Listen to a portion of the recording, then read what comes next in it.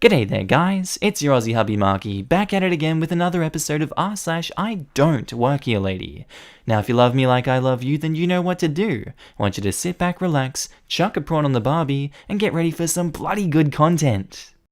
Posted by user SillySally1987, titled, A Pre-Karen Meme Karen in the Wild. Hey, first time posting, my apologies now for any lingo that isn't right. Background. I'm from the UK, and this happened to me about 10 years ago. Reading other people's stories, I thought I would add one to the mix. So I worked in a shopping mall for a small independent chain. They made alternative clothing mainly. My uniform consisted of a t-shirt with the store's logo on the front. The shop was called Punky Fish, so it was of a fish that resembled a slightly altered anglerfish. With a chain and an eyebrow piercing, the shirt was black, fish and writing was in gold with studs on it. It also read, Punky Fish, how can I help you, Punky Fish on the back. You could wear anything on the bottom half. My go-to was crushed velvet leggings and Converse at the time. Anyway, to get to my store, I would usually park in a multi-story space and walk through one of the big department stores that were always connected to it. This time was the turn of the Marks and Spencers. Any of the non-UK residents who are not familiar, it's an old-fashioned shop with clothing, homeware, food, and beauty products. Their uniform is a black and green gillet, polo or shirt with small trousers and shoes, and this is important. Walking through, I have my bag in hand, as well as McDonald's that I picked up in the drive-thru, and a drink in the other hand. Here goes the story. The players are me, M, and Karen K. So I'm walking through the store, minding my own business, drinking my drink, and I stop a sec to check my phone. Karen, sharp finger prodding me in the shoulder. Ow! Excuse me? I turn around to see angry Karen, bit taken aback because of the prodding, and I'm like, yes? Did you not hear me or something? I've been chasing you through the store. I remember hearing someone shouting something like excuse me several times, so I'm like, I heard you, yes. But I didn't realize it was for me. What's the matter? Thinking maybe I dropped something or whatever? Karen's face is now red/purple and she says, What's the matter? Is that how you speak to customers? This is disgraceful. First of all, you ignore me. Then instead of, how can I help you? You say, what's the matter? I hate confrontation. The penny hasn't dropped yet and she thinks I work here. I'm like, okay, how can I help you? She's still angry and says back, I want this in size small for my daughter. There is no size small. Get one for me. Now the penny's dropped. Miss, I don't work here. This was obviously the wrong answer. You're wearing a t-shirt that says, how can I help you? Yes, it also says Punky Fish. Twice. It also has it on the front. I do not work here. Apparently, I pressed some sort of murder button for talking back the same way she had to me. This is ridiculous. I'm a paying customer. I don't care what your shirt says. I need a size small for my daughter. At this time, enough commotion had gone on that a member of staff came over in full uniform and says, What's going on here?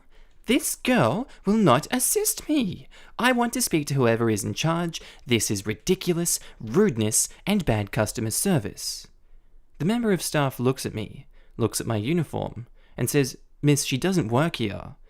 I'm starting to wonder why I'm still standing here, and I look at the member of staff and smile and say, I'm going to get to work now. Can I leave her with you? And I give them a sarcastic grin, and they nod.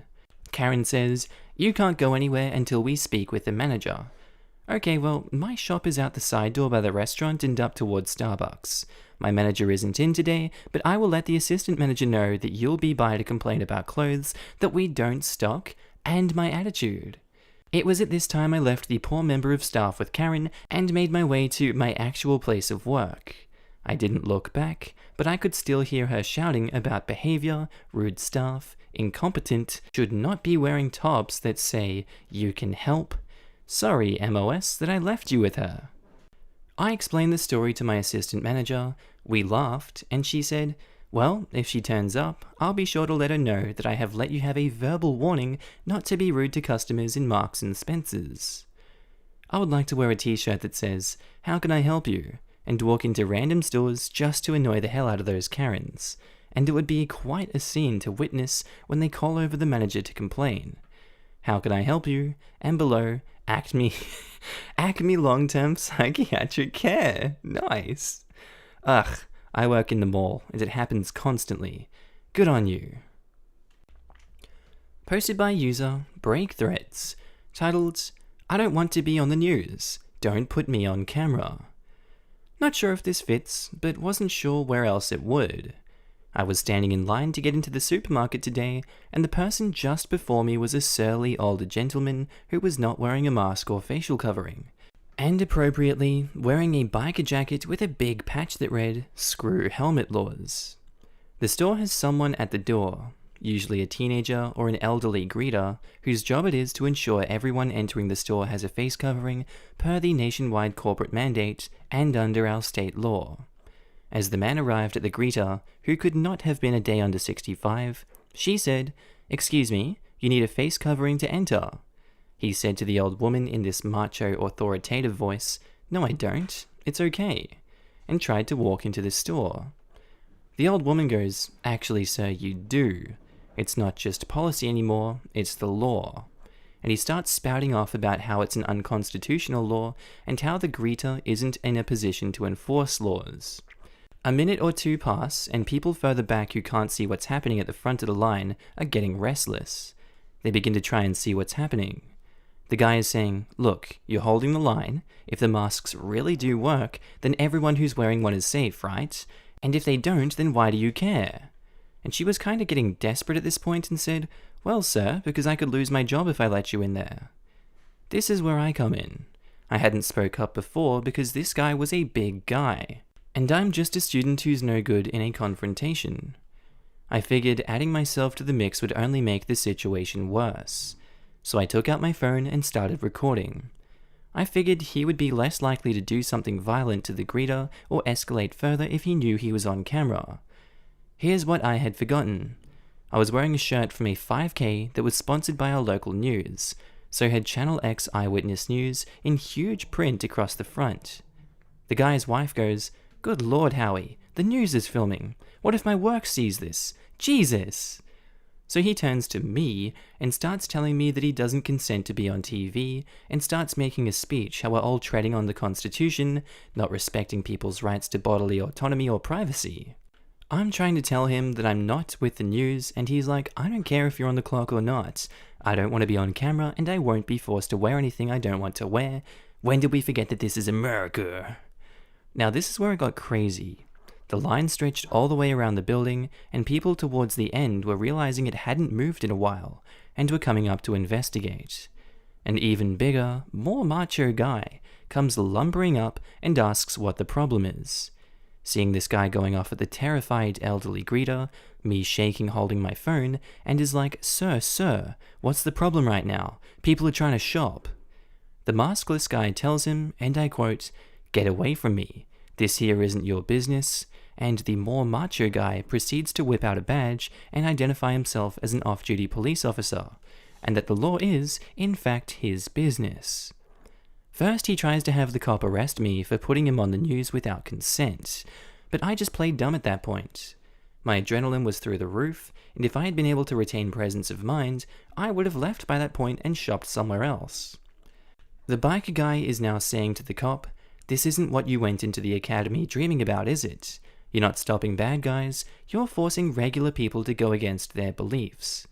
Cop said, "No one is forcing you to do anything, sir. You're free to make your own choices. You can put on a mask or you can go home. Decide which you would like to do because there is a line here." The biker guy keeps saying he isn't doing anything illegal and he has a right to shop in a public business, and the cop just shakes his head and starts quoting the official mask law that the guy is breaking at him. But the biker guy is just talking over him, and at that point, the cop realizes he isn't getting anywhere. So the cop says, "Look, I don't want to escalate this, but you're not giving me a choice in this situation. If you won't leave on your own volition, then you're trespassing," and starts explaining what will happen. The biker guy is ready to stand firm and says that he knows he's in the right, but his wife is smarter and says, "Jesus, Howie, you insane? This man's a police officer." and very shamedly apologizes as she forces him to leave with various threats. Took nearly 15 minutes to get into the store, caused a major backlog of shoppers, and made a poor elderly woman fear for her safety. Just wear the mask, or get your groceries delivered. I mean, seriously, people, of all the hills to die on. I think you did well to start filming. This guy is happy enough to berate a greeter and inconvenience everyone waiting to get into the store, but is infuriated that his selfishness might cause some blowback on him. Absolutely this, OP. The trope of people don't do anything these days, they just sit back and film, doesn't take into account that sometimes, just as you said, getting involved wouldn't be helpful. You held him accountable, you got involved. Exactly. Someone does need to get involved, but they need to know how to properly handle such a situation. Filming will hold jerks like that accountable in most cases and stop them from doing something harmful to others because they don't want to be seen as the bad guy that they are being. If they are confronted, even by someone who knows how, as in this case with the police officer, if no one films what happens, then it's only the jerk's word against that of the cop and the witnesses. And despite the fact there would be more statements that agree with the officer's statement and none to corroborate his, doubt even his wife would back up his stupidity by agreeing with him, there are plenty of people in the world who witnessed none of it but would support him because simply, 1, he would make himself sound like the victim, and 2, his ideas just happen to fall in line with their own beliefs, and if the situation does escalate, there is a physical altercation and jerk eats pavement. Oh, how the cries of police brutality will sound if no one is filming. He would spin his story to make the cop look worse than the cops involved in the Rodney King beating. Get him on film though, and there is no way he can weasel his way out. That is an absolutely spot-on comment. Thank you whoever wrote that, Mr. T.N. Prowl. That is amazing commentary. Everyone, that's winning, that's life, I don't think we can get better than that. Who the store wants to allow in the building and who they don't want to allow is entirely up to them. It's not his right to enter anybody's private property, and stores are certainly not public property. No one can make him wear a mask, but no one needs to let him in either. That was the best part. Him proclaiming that it was public property, the ignorance is astounding. Proclaiming it was public property while simultaneously trying to argue that even though he's in public, he has an expectation of privacy and not to be filmed. Dumbass, complete dumbass, deserves his embarrassment. Posted by user Fuzzy106, titled, I used to work here, lady. The wife encouraged me to share this old story from my college days, so here goes. Background. I used to work at a convenience store in my college days, one famous for its partially frozen, slurpable drinks. Oh, a 7-Eleven, yummy yummy. We were located just off a major highway in southern Florida, so we got a ton of traffic day in day out, with plenty of regulars each day. I worked there for a few months, until a string of robberies started happening at various convenience stores in my area. God bless Florida. To paraphrase Will Smith, one convenience store got hit too close to mine, and my mum got scared and said, "You're quitting that job and finding a different one." Much as I loved that job and hated quitting, my mum was right, and the store did wind up getting robbed about a week after I left. Nobody was hurt though. I left on good terms with my boss and co-workers though. Found a job at a local grocery store shortly after that. The story. After class one day, I decided to pop into my old store for a drink and some money. Some snacks, not money.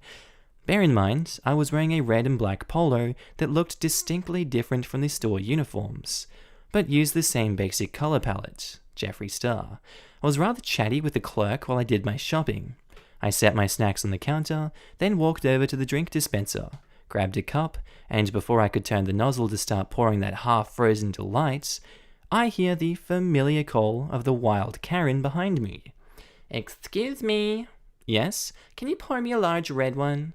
"I guess." I poured her one and started pouring one for myself. "And I need some taquitos and some scratchers too."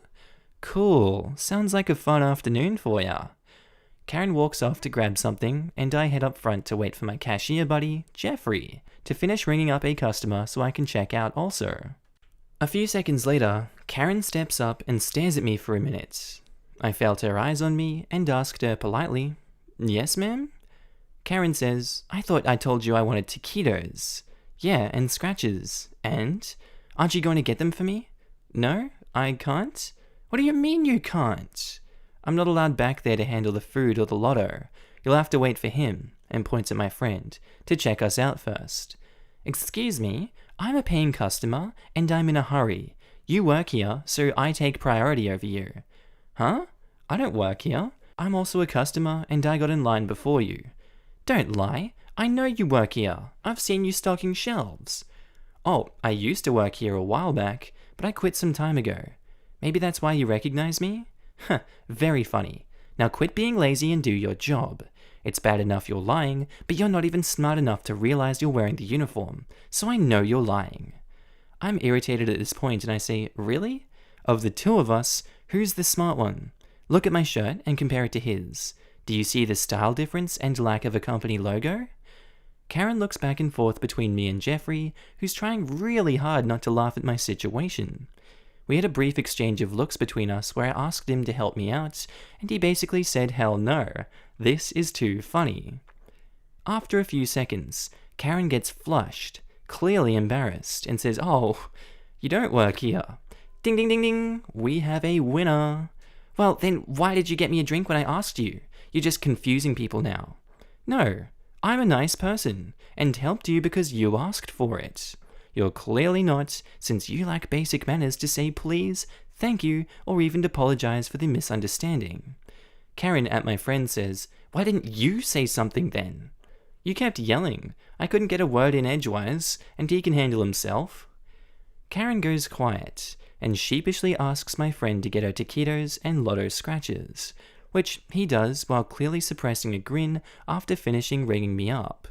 I grab my stuff and hold off to the side. The register was right near the door, so I'm waiting there. Karen pays for her stuff and tries to walk past me, avoiding eye contact.